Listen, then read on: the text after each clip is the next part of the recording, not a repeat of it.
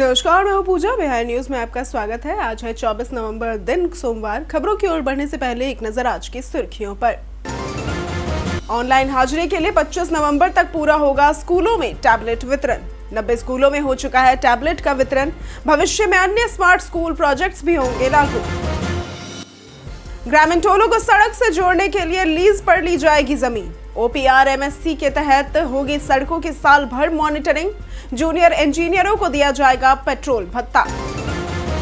बिहार में नई सरकार बनते ही अतिक्रमण हटाओ अभियान शुरू। अतिक्रमणकारियों को दी गई चेतावनी। समय पर अतिक्रमण नहीं हटाने पर लगेगा भारी जुर्माना। पुनौरा धाम में 25 नवंबर को होगा श्री राम जानकी का भव्य विवाह। आज होगी पूजा मटकोर की विधि। अयोध्या से आने वाली श्री राम बारात यात्रा रहेगी मुख्य आकर्षण का केंद्र। अब संगठित अपराध की श्रेणी में आएंगे छोटे अपराध। इन मामलों को विशेष प्रतिवेदित कांड किया गया घोषित। रिपोर्टिंग और निगरानी होगी अनिवार्य।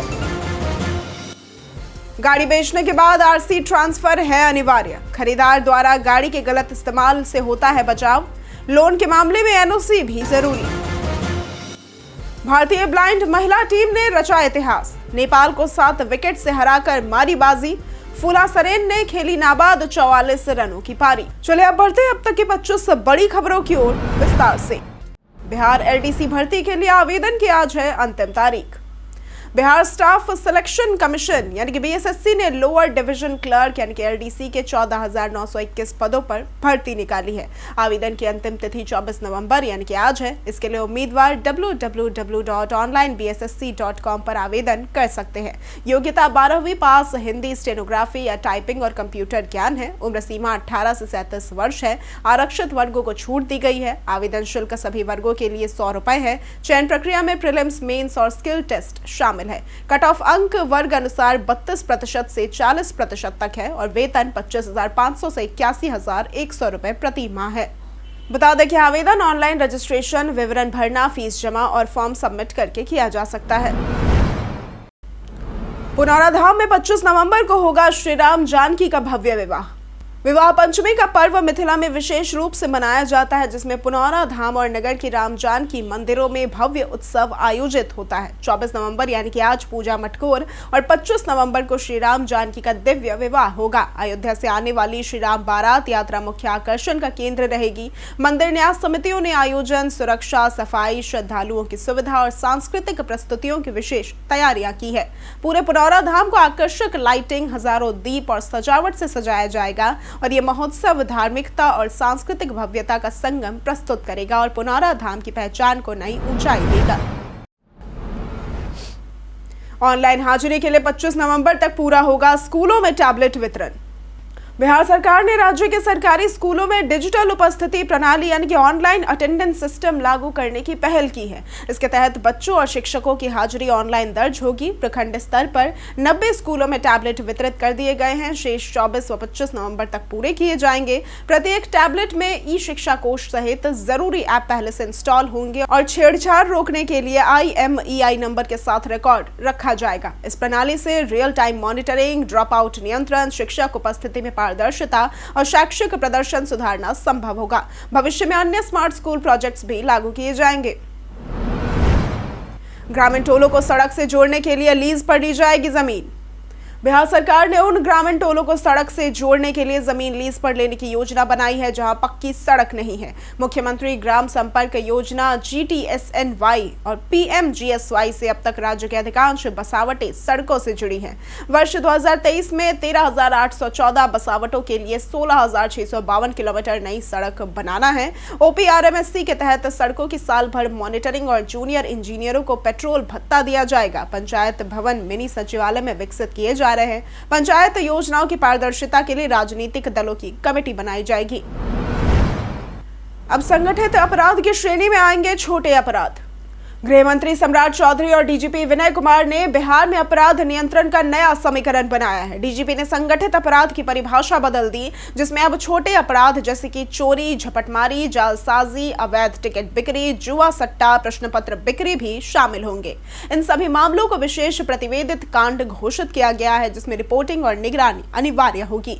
2 या अधिक लोग लगातार अपराध में शामिल हो उन्हें संगठित अपराधी माना जाएगा। डीजीपी ने एसएसपी और एसपी को सख्त आदेश दिए हैं कि अपराधियों को अब कोई राहत नहीं, नेटवर्क तुरंत काटा जाएगा। सरकारी भवनों की गुणवत्ता पर थर्ड पार्टी जांच अनिवार्य।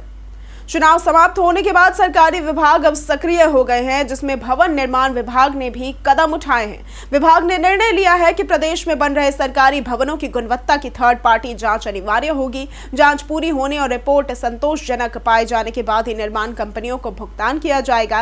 राज्य में 2500 से अधिक पंचायत भवन, सहकारी भवन और अन्य प्रकार के भवन बन रहे हैं। विभाग ने निर्देश दिए हैं कि ढलाई में उपयोग होने वाली सामग्री की जांच केंद्रीय प्रयोगशाला पटना में होगी और सभी निर्माण कार्यों की थर्ड पार्टी जांच कड़ाई से कराई जाएगी। गंगा पथ पर चलने वाली डबल डेकर बस बनी पर्यटकों की पहली पसंद। पटना में बिहार राज्य पर्यटन विकास निगम ने जेपी गंगा पथ पर डबल डेकर बस सेवा शुरू की है, जो दीघा घाट से कंगन घाट तक पर्यटकों को ले जाती है। सितंबर से अब तक 2200 से अधिक लोग यात्रा कर चुके हैं और 2,14,900 रुपए का राजस्व मिला है। बस में 40 सीटें, टॉयलेट, रेफ्रिजरेटर और गाइड की सुविधा है। ऊपरी डेक से 360 डिग्री दृश्य मिलता है और एक तरफ का किराया 50 रुपए है। बस शाम 5 से रात 10 बजे तक चलती है तथा ठंड में समय बदलकर सुबह 10 से शाम 8 बजे कर दिया जाएगा। बीआरए से बीएड छात्रों संग ऑनलाइन ठगी का मामला आया सामने। बीआरए बिहार विश्वविद्यालय के 4 वर्षीय बीएड प्रवेश परीक्षा के अनुत्तीर्ण छात्रों को फोन करके ठगी का मामला सामने आया है। ठग छात्राओं को उत्तीर्ण कराने और मेरिट लिस्ट में शामिल कराने के नाम पर 3 से 10,000 रुपए मांग रहे हैं। कॉल में ठग अपने आप को विश्वविद्यालय अधिकारी बताकर रोल नंबर और अन्य विवरण पूछते हैं और पैसे ऑनलाइन भेजने के लिए कहते हैं। कई छात्रों ने विवि प्रशासन को शिकायत की है। विश्वविद्यालय परीक्षा नियंत्रक ने कहा कि नामांकन पारदर्शी और मामले की जांच की जा रही है। छात्रों को ऐसे झांसे में न आने की चेतावनी दी गई है। बिहार में नई सरकार बनते ही अतिक्रमण हटाओ अभियान शुरू। बिहार में नई सरकार के गठन के तुरंत बाद प्रशासन सक्रिय हो गया है और ऑपरेशन बुलडोजर शुरू किया गया है। समस्तीपुर, लखीसराय, सीतामढ़ी, दानापुर, भागलपुर समेत कई जिलों में सड़क किनारे अवैध अतिक्रमण हटाया गया। प्रशासन ने रेलवे सुरक्षा बल, पुलिस और नगर निगम कर्मचारियों के साथ मिलकर पक्के व कच्चे निर्माण, गुमटियां, झोपड़ियां और अवैध ढांचे ध्वस्त किए। अतिक्रमणकारियों को चेतावनी और जुर्माना भी लगाया गया। अभियान के दौरान कुछ स्थानों पर लोगों और प्रशासन में टकराव भी हुआ, लेकिन सरकार ने संदेश स्पष्ट किया कि अवैध कब्जा बर्दाश्त नहीं किया जाएगा और समय पर अतिक्रमण नहीं हटाने पर भारी जुर्माना भी लगाया जाएगा। सोनपुर मेले में प्रधान जी नामक भैंसा बना चर्चा का केंद्र। एशिया के प्रसिद्ध सोनपुर पशु मेले में इस बार सबसे अधिक चर्चा जाफराबादी नस्ल के भैंसे प्रधान जी की हो रही है। रोहतास जिले के सूर्यपुरा प्रखंड के ब्रह्मदेव सिंह कुशवाहा के स्वामित्व में ये भैंसा अपनी नस्लीय गुणवत्ता, मजबूत काया और आकर्षक शरीर के कारण मेले का आकर्षण बन गया है। इसकी ऊंचाई लगभग 5 फीट, लंबाई 8 फीट से अधिक, इसकी उम्र 38 महीने, अनुमानित दूध क्षमता 24 लीटर प्रतिदिन है। प्रति बोली 2,000 रुपए शुल्क पर इसकी बोली 50 लाख रुपए से भी अधिक पहुंच चुकी है। प्रधान जी का प्रदर्शन पशुपालक, पर्यटक और सोशल मीडिया पर भी वायरल हो रहा है। गाड़ी बेचने के बाद जाने आरसी ट्रांसफर का आसान तरीका। गाड़ी बेचते ही आरसी ट्रांसफर करवाना जरूरी है, वरना खरीदार द्वारा गलत इस्तेमाल या चालान की जिम्मेदारी आपके ऊपर आ सकती है। सबसे पहले सेल लेटर बनाएं, जिसमें बिक्री की तारीख, कीमत और दोनों के साइन मौजूद हो। इसके बाद खरीदार फॉर्म 29 और 30 भरकर आरटीओ में जमा करे। जरूरी दस्तावेजों में पुरानी आरसी, बीमा copy, pollution certificate, sale letter, पहचान दस्तावेज और पासपोर्ट फोटो शामिल है। अगर लोन था तो एनओसी भी जरूरी है। फीस जमा और वाहन निरीक्षण के बाद आरटीओ दस्तावेज वेरीफाई करता है। पूरी प्रक्रिया के बाद नई आरसी खरीदार को भेजी जाती है। सहरसा एयरपोर्ट से अगले साल शुरू हो सकती है उड़ानें।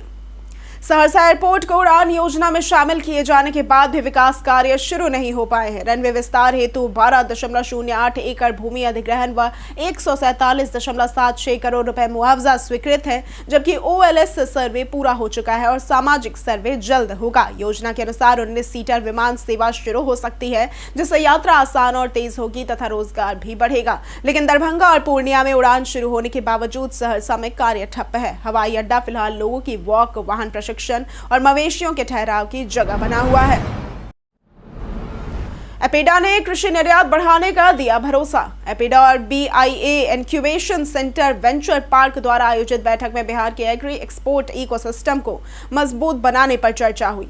इसमें स्टार्टअप्स, एक्सपोर्टर्स, प्रोसेसर्स, FPO और सरकारी अधिकारियों ने भाग लिया। हॉर्टिकल्चर निदेशक अभिषेक कुमार ने संस्थागत सहयोग, जागरूकता और क्षमता निर्माण के महत्व पर जोर दिया। प्रतिभागियों ने निर्यात संभावनाओं, चुनौतियों और भविष्य की योजनाओं पर विचार साझा किए। लीची, मखाना, शहद और मशरूम जैसे उत्पादों के निर्यात अवसरों पर विशेष चर्चा हुई। एपीडा ने प्रशिक्षण, क्लस्टर विकास और अंतर्राष्ट्रीय मार्केट लिंकेज के लिए निरंतर सहयोग का आश्वासन दिया, जिससे किसानों और उद्यमिता को लाभ मिलेगा।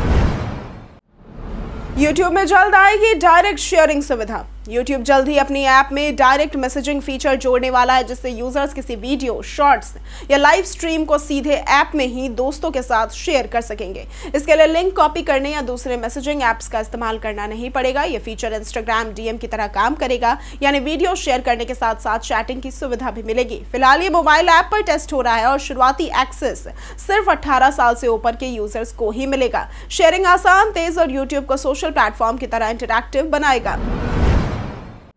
जाने आज कैसा रहेगा बिहार के मौसम का मिजाज। बिहार में मौसम का मिजाज बदल गया है। सुबह और शाम ठंड बढ़ रही है, जबकि दोपहर में धूप के कारण तापमान सामान्य रहता है। मौसम विभाग के अनुसार अगले 2 से 3 दिनों में तापमान में 2 से 3 डिग्री सेल्सियस की गिरावट हो सकती है। 27 और 28 नवंबर तक ठंड पूरी तरह से महसूस की जाएगी, लेकिन दिन में धूप निकलने से राहत मिलेगी। उत्तर पश्चिम से आने वाली शुष्क और ठंडी हवाओं की वजह से ठंड और बढ़ रही है। कोहरे की संभावना भी बढ़ रही है, जिससे दृश्यता कम हो सकती है। मौसम में उतार चढ़ाव लगातार जारी रहेगा। गीजर के इस्तेमाल में न करें यह गलती। सर्दियों में गर्म पानी के लिए गीजर का इस्तेमाल आम हो जाता है, लेकिन इसे चलाते समय सावधानी बेहद जरूरी है। गीजर को लंबे समय तक चालू छोड़ना खतरनाक हो सकता है, क्योंकि पानी ज्यादा गर्म होने और प्रेशर बढ़ने से टैंक फट सकता है। ऑटो कट फीचर के बावजूद इसे जरूरत से ज्यादा चालू ना रखें। एक्सटेंशन बोर्ड से गीजर चलाना जोखिमपूर्ण है, खासकर बाथरूम में नमी के कारण शॉर्ट सर्किट का खतरा बढ़ जाता है। गैस गीजर का इस्तेमाल हवादार जगह में करें और पाइप, रेगुलेटर व वेंटिलेशन की नियमित जांच करें, ताकि हादसों से बचा जा सके। कांग्रेस के बागी नेताओं ने प्रदेश नेतृत्व की कार्यशैली पर उठाए सवाल। कांग्रेस में जारी अंदरूनी विवाद एक नए मोड़ पर पहुंच गया है। पार्टी ने 43 नेताओं को कारण बताओ नोटिस भेजा था, जिन सभी ने जवाब भेजते हुए आरोपों को निराधार बताया और प्रदेश नेतृत्व की कार्यशैली पर सवाल उठाए। बागी नेताओं ने कहा कि नोटिस बिना अनुशासनात्मक जांच और राष्ट्रीय नेतृत्व की अनुमति के भेजा गया, जिससे संगठनात्मक नियमों का उल्लंघन हुआ है। उन्होंने प्रदेश नेतृत्व पर व्यक्तिगत निर्णय लेने और लोकतांत्रिक परंपराओं की अनदेखी का आरोप भी लगाया। नोटिस का जवाब मिलने के बाद प्रदेश नेतृत्व असमंजस में है और किसी भी कदम से पहले राष्ट्रीय नेतृत्व से परामर्श करेगा, जबकि बागी नेता अपनी रणनीति पर विचार करने की चेतावनी दे रहे हैं। दिलीप जायसवाल ने किया किशनगंज का दौरा। बिहार भाजपा प्रदेश अध्यक्ष और उद्योग मंत्री डॉक्टर दिलीप कुमार जायसवाल ने मंत्रिमंडल गठन के बाद पहली बार किशनगंज का दौरा किया, जहां भाजपा नेताओं और कार्यकर्ताओं ने उनका स्वागत किया।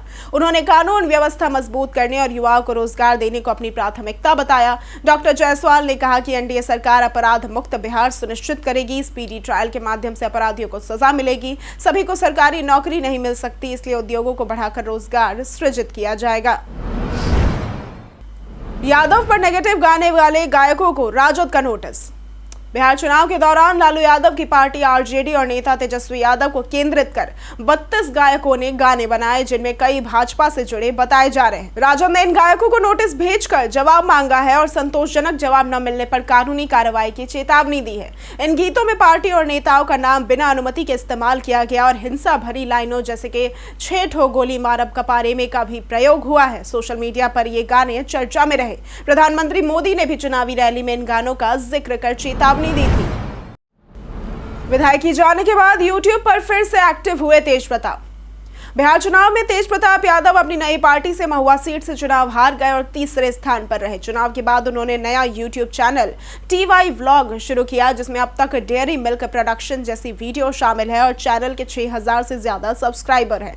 इससे पहले वे LR व्लॉग चला चुके थे। तेज प्रताप सोशल मीडिया पर सक्रिय रहते हैं और उनके वीडियोज व रील्स वायरल भी होते रहते हैं। पहले वे महुआ से राजद विधायक और स्वास्थ्य मंत्री रह चुके हैं। चुनाव के दौरान उन्हें Y+ सुरक्षा मिली थी। निजी विवाद के कारण उन्हें परिवार और पार्टी से बाहर कर दिया गया था। प्रशांत किशोर ने बताई बिहार चुनाव में हार की वजह। बिहार विधानसभा चुनाव में जनसुराज पार्टी को करारी हार का सामना करना पड़ा। 238 उम्मीदवारों के बावजूद पार्टी एक भी सीट नहीं जीत सकी और केवल 2 से 3% वोट ही हासिल कर पाई। प्रशांत किशोर ने इंटरव्यू में माना कि चुनाव नतीजे उनके आकलन से मेल नहीं खाते और कुछ गड़बड़ जरूर हुई है। हालांकि उनके पास कोई सबूत नहीं है। उन्होंने एनडीए पर महिलाओं को पैसे बांटने का आरोप लगाया और हार का एक बड़ा कारण जनता में जंगल राज का डर बताया। किशोर ने हार के बावजूद पीछे हटने से इनकार किया और कहा कि उनकी राजनीतिक कहानी अभी बाकी है। भारतीय ब्लाइंड महिला टीम ने रचा इतिहास।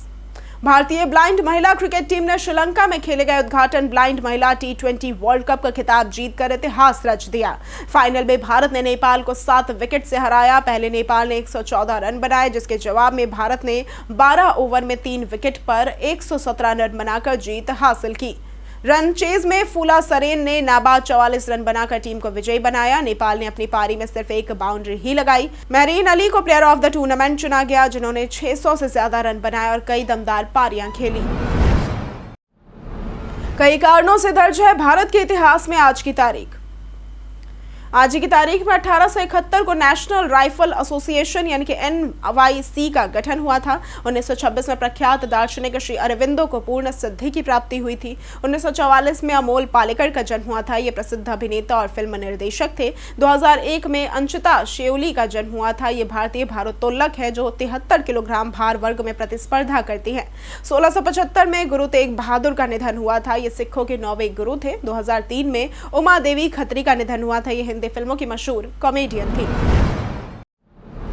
भारतीय सेना द्वारा तेजस विमान छोड़ने की जाने सच्चाई। कई पाकिस्तानी प्रोपेगेंडा अकाउंट्स ने एक फर्जी पत्र साझा किया है, जिसमें भारतीय वायुसेना प्रमुख air chief marshal Amarpreet Singh के नाम का हवाला देकर यह दावा किया गया कि भारतीय वायुसेना तेजस लड़ाकू विमानों को छोड़ने की योजना बना रही है। हालांकि PIB फैक्ट चेक के अनुसार यह पत्र पूरी तरह से झूठा है और @IAFMCC ने ऐसा कोई बयान कभी जारी नहीं किया। लोगों से आग्रह है कि वे ऐसी असत्यापित जानकारी साझा करने से बचें और केवल भारत सरकार के आधिकारिक स्रोतों पर ही भरोसा करें। इस फर्जी खबर का उद्देश्य भ्रम फैलाना और जनमत को प्रभावित करना था। बिहारी पहचान में आज बात होगी चित्रादेव की।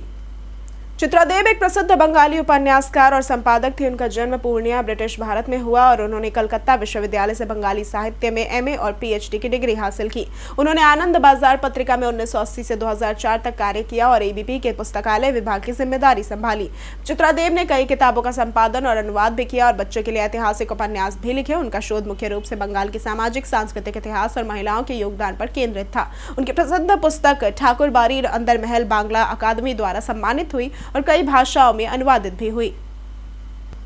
हम प्रतिदिन आपसे 5 ऐसे जरूरी सवाल और उसके जवाब बताएंगे जो कि BPSC, बिहार पुलिस, दारोगा समेत SSC जैसे अन्य प्रतियोगी परीक्षाओं में काम आएंगे। सवाल इतिहास, बिहार स्पेशल, विज्ञान, करंट अफेयर्स और भूगोल से रहेंगे। पूछे गए 5 सवालों में आपने कितना सही उत्तर दिया यह हमें कमेंट करके जरूर बताएं। हमारा पहला सवाल है, जैन साहित्य का मुख्य सिद्धांत क्या है? A अनेकांतवाद, B अपरिग्रह, C निर्जरा या फिर D अहिंसा। इसका सही जवाब है D अहिंसा। हमारा दूसरा सवाल है, इनमें से कौन सा शहर या कस्बा भारत में दूसरा सबसे अधिक मसूर उत्पादन करता है? A Ara, B Siwan, C Mokama या फिर D भोजपुर। इसका सही जवाब है C मोकामा। हमारा तीसरा सवाल है, संजय गांधी जैविक उद्यान किस वर्ष में खोला गया था? A 1978, B 1960, C 1985 या फिर D 1973। इसका सही जवाब है D 1973। हमारा चौथा सवाल है, राष्ट्रीय गंगा नदी बेसिन प्राधिकरण यानी कि NGRBA के अध्यक्ष कौन है? A उत्तराखंड के मुख्यमंत्री, B प्रधानमंत्री, C बिहार के मुख्यमंत्री या फिर D पर्यावरण और वन मंत्रालय। इसका सही जवाब है B प्रधानमंत्री। हमारा 5वां सवाल है, भारत रत्न जीतने वाले बिहार के पहले शास्त्रीय संगीतकार कौन थे? ए शारदा सिन्हा, बी उदित नारायण, सी दलेर मेहंदी या फिर डी बिस्मिल्लाह खान। इसका सही जवाब है डी बिस्मिल्लाह खान। बीते दिन हमारे द्वारा पूछे गए सवाल का जवाब आप लोगों में से बहुत लोगों ने हमारे कमेंट सेक्शन में लिख कर दिया है। जिन्होंने हमारे द्वारा पूछे गए सवाल का जवाब दिया है उनके नाम है श्वेता रॉय, अनवर करीम खान, सलीम अंसारी, राजकिशोर महतो, श्रवण कुमार, दयानंद सिंह, ममता कुमारी, खुर्शीद आलम, सूरज राय, कृष्णा प्रसाद, धनेश्वर साहू, लक्ष्मी मेहता, राजीव कुमार, राम बाबू दास, सोना कुमारी, विजय घायल, राम बाबू यादव, अतीक खान, वीना कुमारी, रंजीत कुमार, दीपक कुमार, पवन कुमार, पंकज कुमार, पुरुषोत्तम कुमार, कामेश्वर कुमार, नौशाद रजा, ब्रजमोहन, संजीव कुमार, पंचानन सिंह, रणधीर कुमार और विनोद देव। इसी के साथ बढ़ते हैं आज के सवाल की ओर। आज का सवाल है, बिहार में स्वास्थ्य सेवाओं में सुधार के लिए आपकी राय क्या है? आप अपना जवाब हमें हमारे कमेंट सेक्शन में लिखकर जरूर बताएं। आज के लिए सिर्फ इतना ही। बिहार की तमाम खबरों के साथ बने रहने के लिए देखते रहें बिहारी न्यूज। और साथ ही अगर आप यूट्यूब चैनल पर देख रहे हैं तो चैनल को सब्सक्राइब करें, और अगर आप फेसबुक पेज पर देख रहे हैं तो लाइक और फॉलो जरूर करें।